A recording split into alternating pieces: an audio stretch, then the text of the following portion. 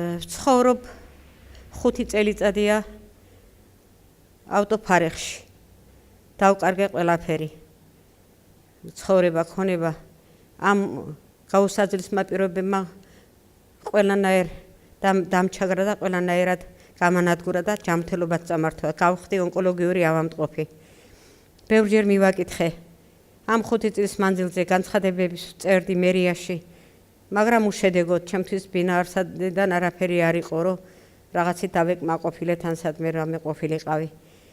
ბოლოს არჩევნების წინა პერიოდი იყო, რომელიც რომ შემთხვევით როცა იყო არჩევნების პერიოდი, დავინახე რომ ხალხი იდგა ბევრი და მივედი და რო ვტიროდი შემეკითხეს. გამოჩნდა ერთი ღვთისმიერი ადამიანი, რომელიც რო თურმე კენჭს იყრიდა, არ ვიცნობდი.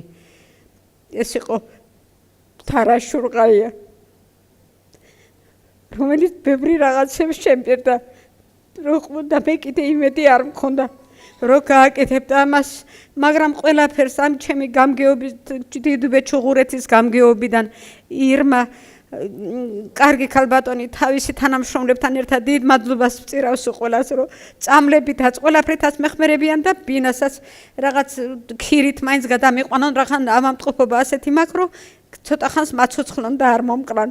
დიდი მადლობელი ვარ სულ ყველასე და მე იმედი არ მქონდა კიდე რასაც აკეთებს ახალი მთავრობა და ღმერთმა გაახარო და გააძლიეროთ აი ჩვენნაირი გაჭირვებულების დასახმარებლად. დიდ მადლობას ვწირავ თარაშ შურღაიას, ჩემი დახმარებისათვის ყველანაირად ცდილობს, მიჭირს თუ მილხენს მირეკავს. აბა რა გიჭირს ბებო, გინდა დეიდა რამე, აი ასეთი რაღაცებით გულთბილი, ასეთი კარგი ადამიანი რომ მოგვივლინმა უფალმა ასეთებმა საქართველოში ბევრი მოამრავლოს უფალმა.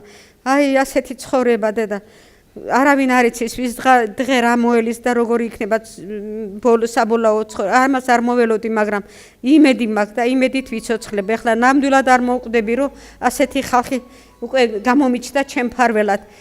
დიდი მადლობა სულ ყველას. დიდი მადლობა სულ ყველას დედა. უფალმა დაგლოცოთ სულ ყველა და დალოცულები იყევით და ძლიერები იყავით.